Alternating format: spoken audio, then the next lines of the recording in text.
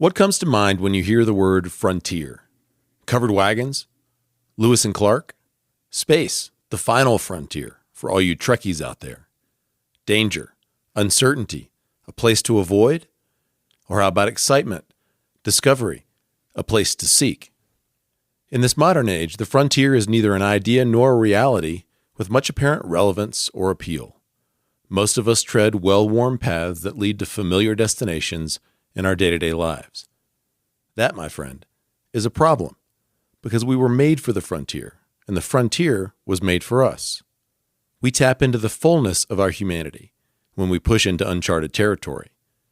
And whether we like it or not, all of us will be forced to encounter new frontiers in one way or another many times in our lives.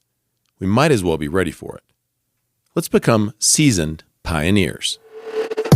This is Andrew Petty is Dying, where we tap into the power of our mortality to become the people we were made to be and live the lives we were made to live. I'm your host, Andrew Petty, and I'm dying. I hate to say it, but so are you. God help. I have no idea what to do. Help me, please. I was on my knees on the floor in what used to be our home office. I was at my wit's end. A work situation was stretching me well beyond my abilities, and I was stuck and scared. I think I've only really prayed a handful of truly honest prayers in my life, not because I ever intentionally set out to utter dishonest prayers, but rather because until I'm truly hard-pressed, until I really feel like my back is up against the wall, I often utter prayers from the head rather than the heart. A prayer that conveys, in essence, God, I'm working on this thing, but thought I'd loop you in just in case you have anything to offer. Maybe you can relate to that. On this occasion, though, my prayer was an honest prayer of genuine desperation. Lest you're tempted to think of me as any more spiritual than is warranted, I have to confess that my phone was on the floor next to me. Because, heaven forbid, what if I missed a game-changing notification of some sort while I was communing with the divine? But, as they say, God works in mysterious ways, because as I uttered my desperate prayer, my phone buzzed to announce the arrival of a text. And yes, I checked to see who it was from. Hang on, God. Be right back with you. It was from my dad, who, as it happened, knew I was in the middle of a really challenging situation. You will meet God on the frontiers of your own ability, his text began. That's where he's waiting for you.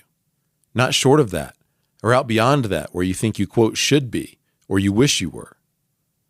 Thanks, Dad, I wrote back, with tears of relief rolling down my cheeks, and stunned by the way the truth of his words penetrated my heart. Encouraging and timely, I'm definitely feeling like I'm on the frontier and disoriented. I was on my knees praying when you texted. Thank you. Then go with confidence, was his simple response.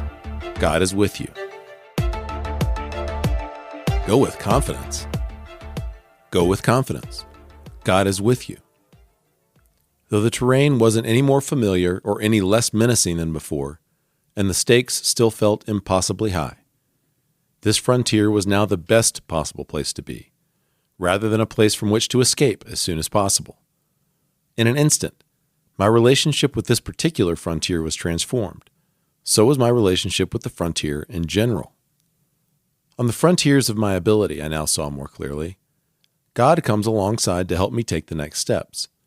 It's not as if he's not with me when I'm operating within my established zone of competence exactly. It's just that his intervention isn't needed because I'm already up to the task. And far be it from God to be over-responsible and coddling, as we humans are often tempted to be. So, he waits for us out on the bleeding edges of our ability, eager to supply what we need in order to expand our frontiers even farther. The perfect Father. I want to be where God is bringing all of his mighty power to my aid as often as I can be. My relationship with the discomfort that the frontier inevitably brings was overhauled too. Fear, uncertainty, and disorientation are all normal responses to the frontier. In fact, they're like indicators on our personal dashboard, notifying us that we're approaching unfamiliar territory. Or they might be indicating that we're actually approaching a familiar border of frontier territory into which we've never been willing to venture. We just keep bumping up against its borders and retreating as soon as we make contact. As a result, it has remained hostile and unsettled, a barrier to our forward progress. Now, though, I'm more able to see fear, uncertainty, and disorientation as potentially positive signs that I'm venturing into growth territory, rather than warning signs that there's a deadly waterfall ahead. I can say to myself, hey, looks like you're scared and disoriented. You must be operating on the frontiers of your own ability. Good work. Stick with it. And remember, God is with you, so go with confidence. In short, I'm becoming a more seasoned pioneer. If you share a spiritual orientation similar to mine, then you may already have derived some fresh comfort and motivation from what I've shared thus far, especially if my account has helped you realize that you are operating on the frontiers of your own ability right now. But even if you don't have a similar spiritual orientation, it's still true that the frontier, far from a place of peril and woe to be avoided at all costs, is actually the best place to be. So what makes the frontier the best place to be? Why would we put in the work to become a more seasoned pioneer? First, whether you find yourself there voluntarily or involuntarily, operating on the frontiers of our own abilities fortifies us against the many perils of this life. It's the metaphorical weight room of our lives, where we add more weight to the bar. Additional weight adds more resistance, and repeated attempts to overcome that resistance give us greater strength, resilience, and adaptability in the face of life's many perils.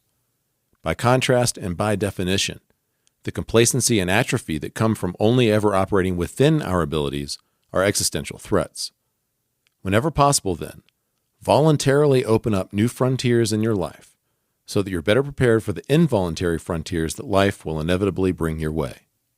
Secondly, operating on the frontiers of our own abilities helps us find our unique path in the world. You are on the offensive, deploying a spirit of voluntary exploration, seeing what's out there, so to speak, rather than hoping that what's out there will come find you. You are creating your own storyline within the ancient tale of human exploration and adventure. When we test ourselves on the frontier, we come to understand more clearly the kind of human we are and what our ideal operating conditions are like. We also come to understand more clearly what kind of human we are not and what our adverse operating conditions are like. As we begin to travel our unique path in life, we begin to fulfill purposes along that path that are uniquely ours to fulfill. We take our place in the world and in the grand story of humankind.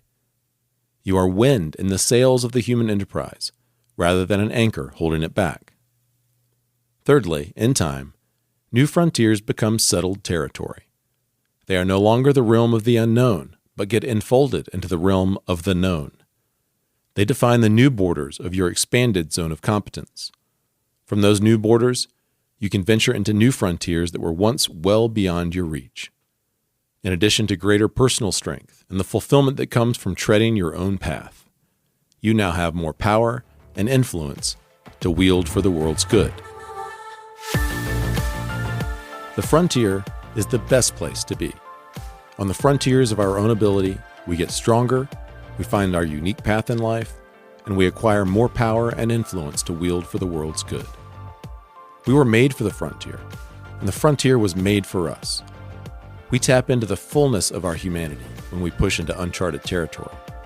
And whether we like it or not, all of us will be forced to encounter new frontiers in one way or another many times in our lives.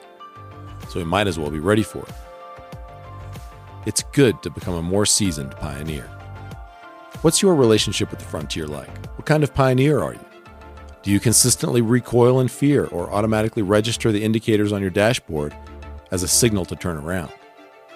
Maybe some frontiers, at work for example, are welcome challenges, but others, at home for example, are confusing and anxiety-provoking. Whatever your relationship with the frontier is like, what's just one way you could upgrade it? Start where you are, summon the courage to venture just a little bit more into the frontier, and hold that new ground with tenacity through all of the attending discomfort until it becomes part of your settled territory. Then, advance again, pioneer. And for some extra status quo busting motivation, remember, you are going to die, but you're not dead yet. So get after it. Even seasoned pioneers need a companion for the journey. Connect with me on Instagram, Facebook, or LinkedIn at Andrew Petty Coach, or email me at andrew@andrewpettycoach.com.